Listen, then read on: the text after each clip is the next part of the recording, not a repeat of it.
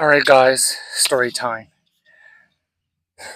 Everyone knows I've been on my fitness journey. I just want to gain weight and get muscle and just look healthier and feel better and feel healthier. But, like a year ago, going on a year ago, I had this friend. Huh. Looking back, she wasn't even a friend. All my life, all my girlfriends have been bigger than a size 6. Okay, we'll say it like that. My mom is a big woman. I have aunts and uncles that are big people. I've always been small because of my heart disease. I was born with Noonan syndrome, cardiomyopathy, and so that affects my height and affects my weight. But I never looked at my girls differently. I said, not to be cocky, all my girls are always gorgeous. And I might be biased because they were my best friends and they were my girlfriends.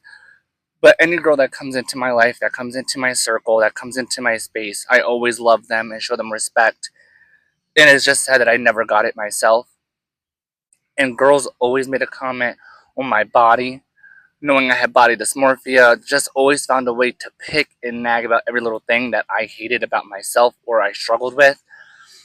And yes, they were projecting their insecurities on me. But no matter what, back then I didn't see it as that.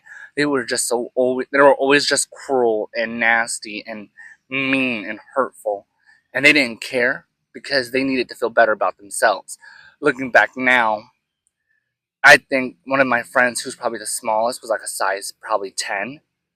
I understand that women go through body dysmorphia and body weight and size, and it's really, really hard, especially with girls that have PCOS. I'm very familiar with it, I understand it, and I sympathize with it.